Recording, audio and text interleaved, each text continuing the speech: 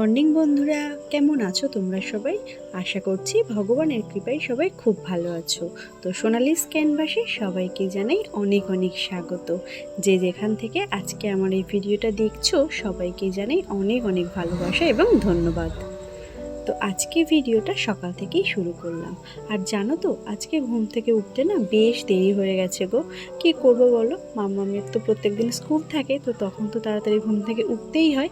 আর আজকে না মাম্মামের স্কুল ছিল না, তো সেই জন্যই একটু ঘুম থেকে দেরি করেই উঠেছি। তো এখন ঘড়ির কাঁটাতে বাজে ওই 9টা সাড়ে 9টা মতো। আর ঠিক এই মুহূর্ত থেকে আজকের ব্লগটা স্টার্ট করছি। আজকে না ঘুম থেকে উঠে ফ্রেশ হয়ে ডাইরেক্ট না চলে এসেছি কিচেনে। কারণ ওই যে ঘুম থেকে উঠতে একটু দেরি হয়ে গেছিলো, আর সকলের ভীষণই খিদে পেয়ে গেছে, বিশেষ করে মাম্মামের। তো সেই জন্য ঘরের কাজ আর কিছু করলাম না, ডাইরেক্ট কিচেনে চলে এসেছি। আর আজকে দেখো ব্রেকফাস্ট একটু বানিয়ে নিচ্ছি ডিম টোস্ট। শুধু মাম্মামের জন্য না, সকলের জন্যই না একটু ডিম টোস্ট বানিয়ে নেব। প্রত্যেক দিনই চেষ্টা করি তোমাদের সাথে কিভাবে ঘর গুছাই, কিভাবে আমার ছোট্ট ঘরটাকে সুন্দরভাবে পরিপাটিভাবে গুছিয়ে রাখি, তো সেগুলোই শেয়ার করি। তো সেই জন্য ভাবলাম যে আজকে আর ঘর গুছানো কিছু শেয়ার করব না, আজকে আমি সারাদিন কি কি রান্না বান্না করছি তো সেটাই তোমাদের সাথে শেয়ার করব। তো সেই জন্য দেখো আজকে ভিডিওটা একদম কিচেন থেকেই স্টার্ট করলাম। তো এই দেখো আমার ব্রেকফাস্ট মোটামুটি হয়ে গেছে, মানে মাম্মামেরটা হয়ে গেছে। তো প্রথমে মাম্মামকে খেতে দিয়ে দেবো। তো ডিম টোস্টগুলো এইভাবে স্যান্ডউইচের মতো কেটে নিয়েছি, আর একটু কিষান কেচাপ সস দিয়ে মাম্মামকে খেতে দিয়ে দিয়েছি। আর আমাদের জন্যও দেখো ডিম টোস্ট বানিয়ে নিয়েছি। তো ব্রেকফাস্টটা সেরে এখন দেখো চলে এসেছি দুপুরে রান্না বান্না করার জন্য। আর তার মাঝখানে ঘরটা গুছিয়ে রেখে এসেছি, তো সেটা আজকে আর তোমাদের সাথে শেয়ার করলাম না। যাই হোক, প্রথমে যে মাংসটা নিয়ে নিলাম ওটা না মানে আগের দিন আনা হয়েছিল, মাম্মামের জন্য একটু করে দিয়েছিলাম, আর বাকিটা না ফ্রিজে রেখে দিয়েছিলাম। তো সেটা নিয়ে নিলাম। আর যেহেতু ওটা খুব বেশি ছিল না, তো আজকেও অল্প করে আনা হয়েছিল, তো দুটো মিলিয়ে আজকে রান্না করে নেব।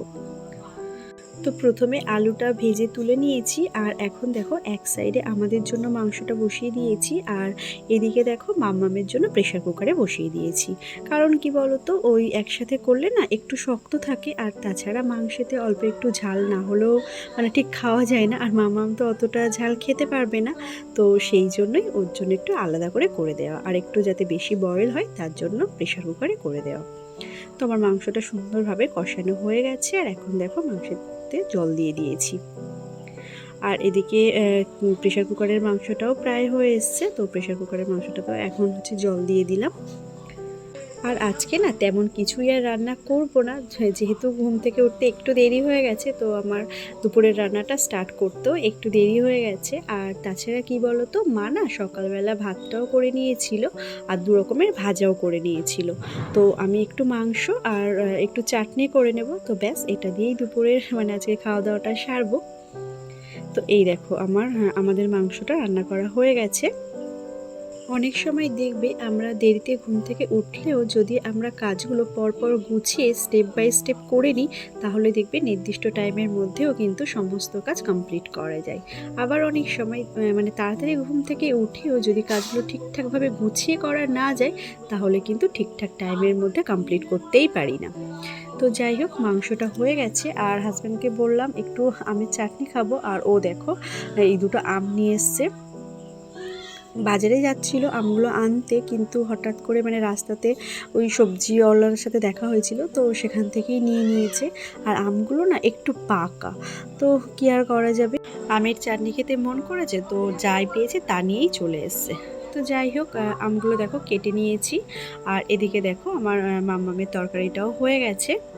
হয়তো তোমাদের এটা মনে হতে পারে যে বাচ্চাদের জন্য আলাদা রান্না করে মানে দেওয়া উচিত না, একসাথে খাওয়ানো উচিত, তাহলে ওরা মানে ঝাল খেতে শিখবে না। কিন্তু আমি সেটা জানি, বাট আমার যেটা মনে হয় যে যদি বাচ্চাদের জন্য একটু কষ্ট করে একটু আলাদা রান্না করে দিলে, ওরা যদি একটু শান্তিতে খেতে পারে, তাহলে ক্ষতি কী বলো? একটু কষ্ট করে আলাদা করে রান্না করে দিলে ওই ঝাল ওরা খেতে পারবে না, কষ্ট করে খাবে।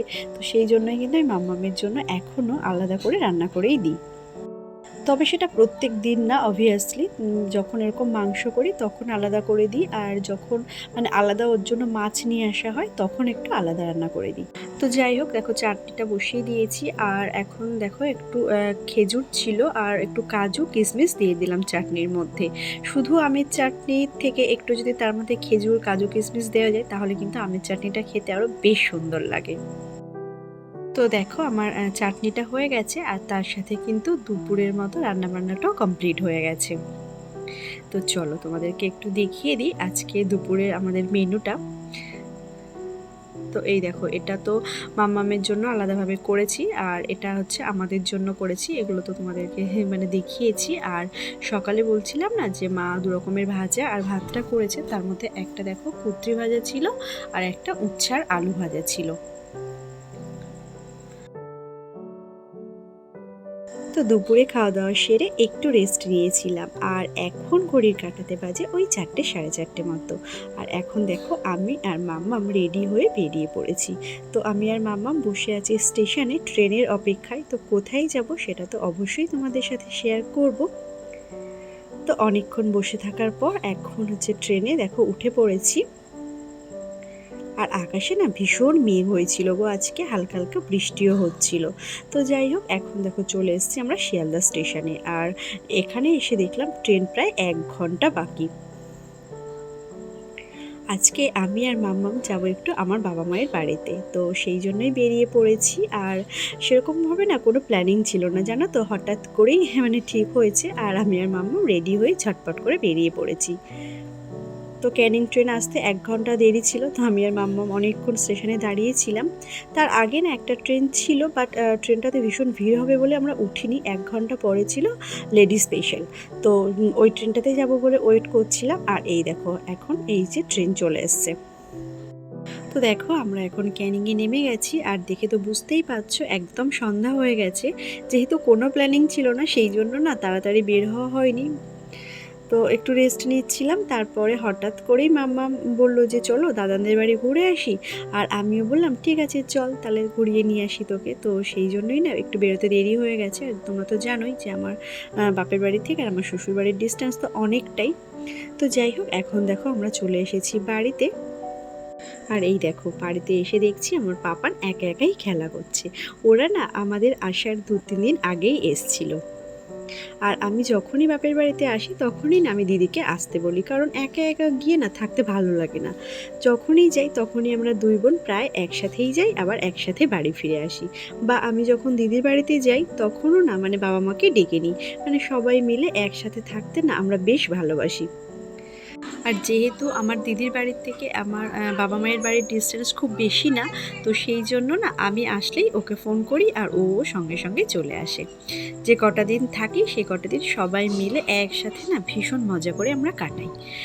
তো যাই হোক, এসে পরে তো একটু স্প্রাইট খেয়ে নিলাম, আর তারপরে সবাই মিলে বসে একটু চাও খেয়ে নিলাম। আর এই দেখো আমার বাবা কী করছে তোমাদেরকে একটু দেখাই। আমার বাবা দেখো এখন এখানে দাঁড়িয়ে দাঁড়িয়ে পাঁপড় ভাজছে। তো পাঁপড় ভাজা হয়ে গেছে, আর এখন দেখো আমি একটু পাস্তা বানিয়ে নিচ্ছি। বুঝতেই পারছো বাপের বাড়ি মানে সারাদিন শুধু খাওয়া দাওয়া আর ঘুম, মানে এছাড়া আর কিছুই নেই। আর বাপের বাড়িতে আসলে না আমার একদম ভিডিও করার কথা মনেও থাকে না, আর তোমাদের সাথে সেইভাবে শেয়ারও করতে পারি না। তো যাই হোক, যতটা পারবো তোমাদের সাথে অবভিয়াসলি শেয়ার করব। তো এখন আমি পাস্তা বানিয়ে নিচ্ছি। আর আমার এই ধরনের ব্লগগুলো যদি তোমাদের ভালো লেগে থাকে তো প্লিজ একটা লাইক করে দিও, একটা কমেন্ট করে জানিও কেমন লাগছে। তাহলে আমি অনেক বেশি ইন্সপায়ার হব আরও নতুন নতুন ভিডিও বানানোর জন্য। আর এখন দেখো আমরা সবাই মিলে পাস্তা খেয়ে নিচ্ছি। আর চলো আমার মাকে দেখাই আমার মা কী করছে। আমার মা দেখো আমার মেয়েকে নিয়ে দোলনায় বসে আছে। তো আমরা না সবাই মিলে খুব মজা করি গো।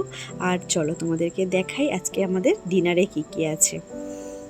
তো ডিনারের সবটা দায়িত্ব আমার দিদির উপরেই। আমরা যখনই না এখানে আসি তখনই শুধু তো মানে খাওয়া দাওয়াই চলতে থাকে, আর মোটামুটি রান্নার দায়িত্ব থাকে আমার দিদির উপরে, কারণ আমার দিদি না খুব ভালো রান্না করতে পারে জানো তো। তো যাই হোক, আমাদের আজকে ডিনারে ছিল বাসন্তী পোলাও আর হচ্ছে লাল লাল করে আলুর দম। তো দেখো আমার দিদি হচ্ছে বাসন্তী পোলাও বানাচ্ছে, আর দেখে তো বুঝতেই পারছো বাসন্তী পোলাওটা ঠিক কতটা সুন্দর ঝরঝরে হয়েছে, আর খেতেও না দারুণ ভালো হয়েছিল। তো এখন আমরা সবাই মিলে খেতে বসে পড়েছি। তো চলো আজকের মতো টাটা, সবাই খুব ভালো থেকো, সুস্থ থেকো। Thanks for watching.